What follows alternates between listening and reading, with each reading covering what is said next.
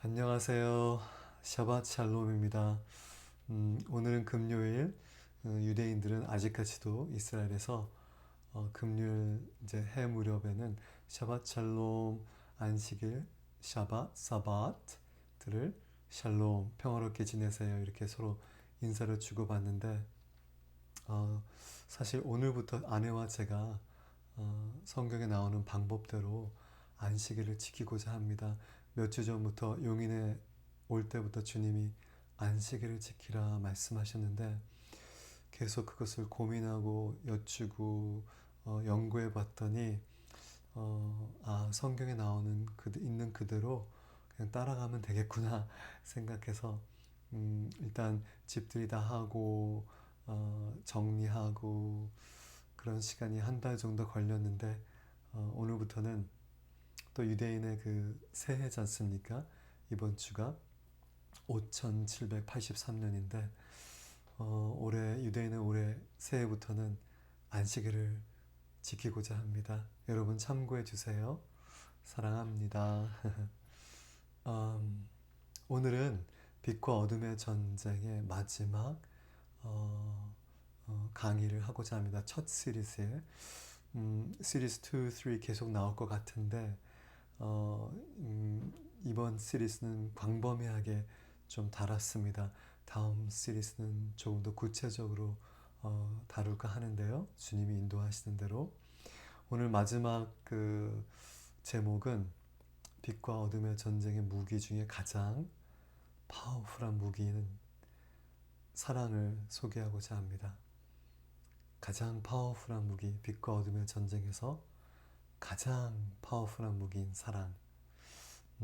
그것을 소개하고 마무리 질까 합니다.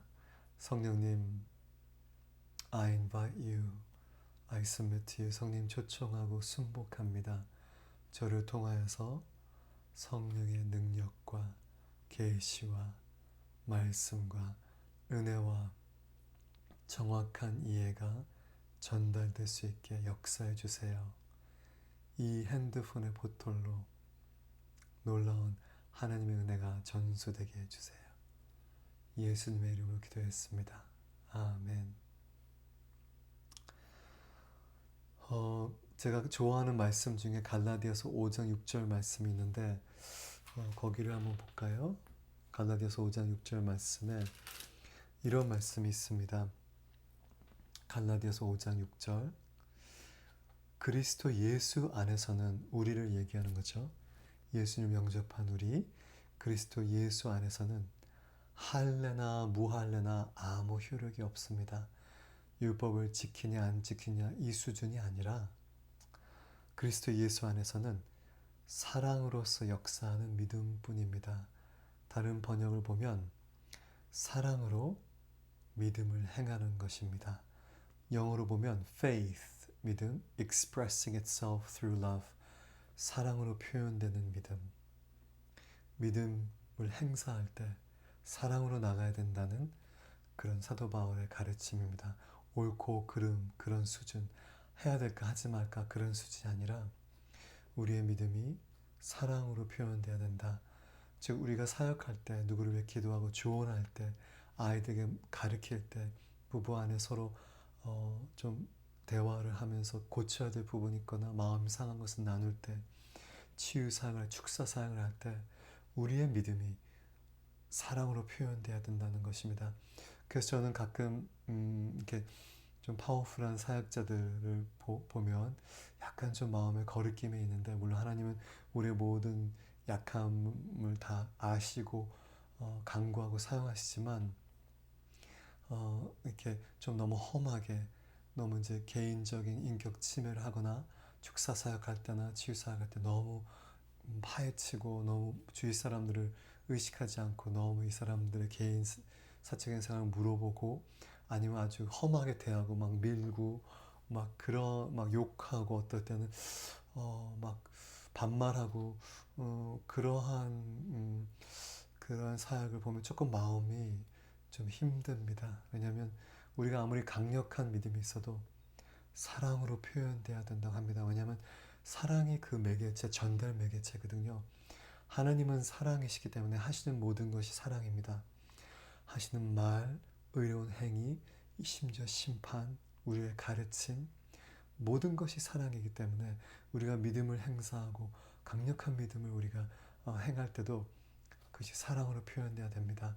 치유사역을 할 때도 사랑으로, 축사사역도 사랑으로, 어떤 설교 말씀과 강의와 가르침도 사랑으로, 또한 부부관계에 이렇게 아픈 것들, 좀 예민한 것들을 나눌 때, 뭐 자녀를 고쳐야 될, 가르쳐야 될 때도 사랑으로, 친구에게 조언할 때도 사랑으로.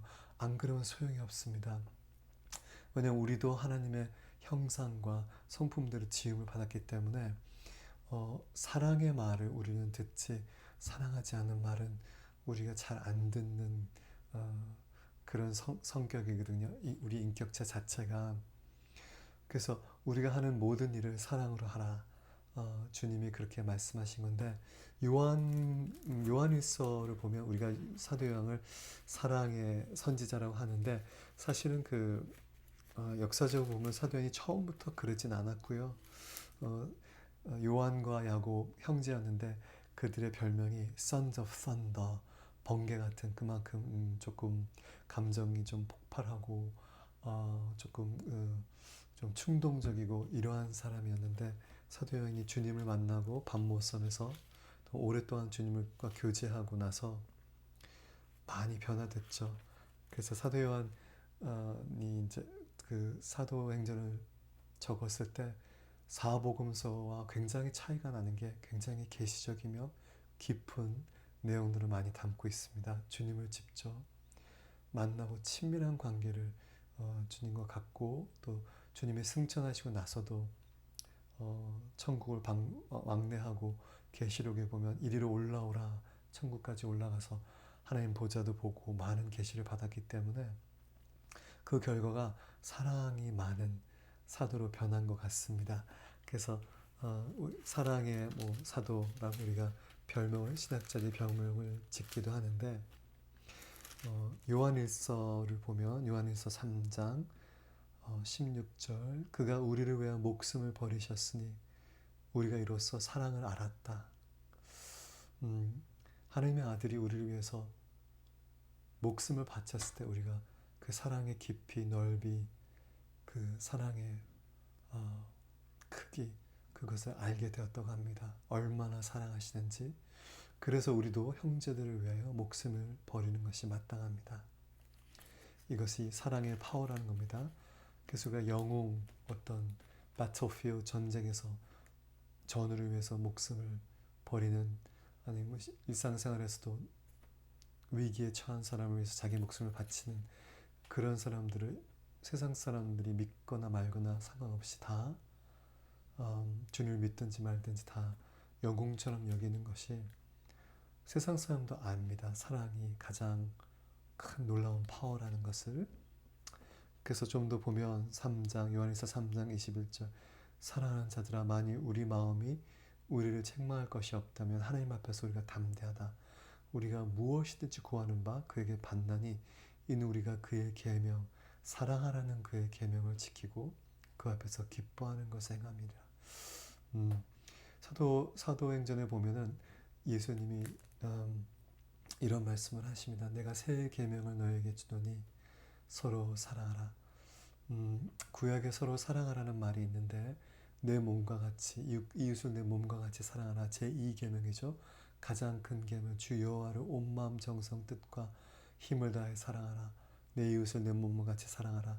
그게 옛 계명인데 새 계명이 아닙니다. 왜?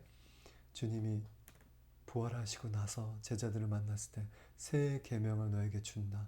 사랑하라는 말은 새 계명이 아닌데, 내가 너희를 사랑한 것 같이 이웃을 내 몸과 같이 사랑하는 그 수준, 율법의 수준이 아니라 예수님께서 자기 자신의 목숨을 바쳐서 우리에게 주신 것 같은 그런 사랑을 너희가 하라. 이것이 새 계명이라고 말씀하셨습니다. 너희가 이렇게 사랑하면 세상 사람들이 너희가 내 제자인 줄 알리라. 너희가 서로 사랑하는 것을 보고. 그래서 새 계명입니다. 그래서 그 계명을 지키면 우리가 구하는 모든 것을 다 받는다고 합니다. 우리가 주님을 사랑하고 이웃을 목숨같이, 목숨을 바치기까지 사랑한다면 하나님께서 우리가 구하는 모든 것을 다 준다고 하시면, 왜냐하면 사랑을 주님이 신뢰하신다는 겁니다. 하나님은 사랑이시기 때문에 사랑 안에서 행하는 모든 말들과 행동과 헌신과 우리가 구하는 것들을 주님이 신뢰하신다고 합니다. 인도에 2001년 1월에 처음 갔을 때 기가 막힌 장면들을 많이 봤습니다. 저도 돈이 없었습니다. 근데 그 2달 안에 그냥 너무 이 사람들의 그 불쌍한 것들이 마음에 감동이 돼서 성령의 감동이 일어나서 주님께 구했습니다. 이 사람들에게 우물을 주세요. 이 사람들이 사역자들이 필요한 오토바이들을 주세요. 그래서 그 2달 안에 오토바이 3개, 우물 3개, 죄송합니다. 우물 2개를 팔 수 있는 재정을, 그때는 뭐 인터넷 트랜스퍼 이런 거 없었거든요. 카카오뱅크, 뭐 웨스턴 유니언 이런 것보다도 정말 기가 막히게 기적적으로 하나님이 국제 전화가 오게 해서 그러한 재정을 공급해 주셨는데, 참 우리가 누구를 사랑해서 그들의 필요를 채워주기 원할 때는 금방 그 재정이 오더라고요. 왜냐하면 우리가 사랑한다는 그 계명을 지킬 때는 무엇이든지 구하는 바를 그에게서 받은 줄 알라고, 우리가 그를 그 앞에서 기뻐하는 것을 행한다고. 사랑으로 행하고 주고 구하고 나누는 것은 주님이 너무 기뻐하십니다. 주님의 본질이기 때문입니다. 주님은 사랑이시고, 또 요한일서 4장으로 좀 넘어가면 조금 더 오늘은 말씀을 좀 더 많이 읽을게요. 요한일서 4장 7절, 사랑하는 자들아 우리가 서로 사랑하자. 사랑은 하나님께 속한 것이니 사랑하는 자마다 하나님으로부터 태어났고 새로 태어났고, 우리가 영생을 얻고 새로 태어난 사람들은 사랑한다고 합니다. 왜냐하면 하나님이 사랑이시기 때문에. 그리고 하나님을 알고 사랑하지 아니한 자는 하나님을 알지 못한대요. 굉장히 의미심중한 말인데, 사랑하지 않으면 하나님을 알지 못한대요. 하나님이 자기의 독생자를 세상에 보내심으로 그로 말미암아 우리를 살리려고 하심이라. 사랑은 여기에 있으니 우리가 하나님을 사랑한 것이 아니요 하나님이 우리를 사랑하사 우리 죄를 속하기 위하여 화목제물로 그 아들을 보내셨음이라. 사랑하는 자들아 하나님이 이같이 우리를 사랑하셨은즉 우리도 똑같이 같은 방법, 수준, 같은 레벨로 서로 사랑하는 것이 마땅하도다. 어느 때나 하나님을 본 사람이 없으되 만일 우리가 서로 사랑하면 하나님이 우리 안에 거하시고 그의 사랑이 우리 안에 온전히 이루어지느니라. 참 이 삼각관계가 참 미묘한데, 하나님 우리를 먼저 사랑했고 우리가 그 사랑을 받고 그 사랑을 우리가 다른 사람에게 나눠줄 때 하나님이 우리에게 준 사랑이 온전케 된대요. 우리가 받은 사랑이 나눠줄 때 온전케 된대요. 참 놀랍죠? 조금 더 읽어볼게요. 하나님이 16절 4장 요한일서 4장 16절, 하나님이 우리를 사랑하시는 사랑을 우리가 알고 믿었으니 하나님은 사랑이시라. God is love. God is light. 하나님은 빛이시라. 하나님의 근본을, 본질을 얘기하는데 그분은 빛이시고 어둠이 없다. 그분은 사랑 그 자체다. 하시는 모든 것, 결정하시는 모든 것, 행하시는 모든 것, 말하시는 모든 것이 사랑에서 나온다. 하나님은 사랑이시다. 사랑 안에 거하는 자는 하나님 안에 거하고 하나님도 그의 안에 거하시는다. 18절, 사랑 안에 두려움이 없고 온전한 사랑이 두려움을 내쫓나니 두려움에는 형벌이 있음이라. 두려워하는 자는 사랑 안에서 온전히 이루지 못하느니라. 우리가 사랑하면 그가 먼저 우리를 사랑하시는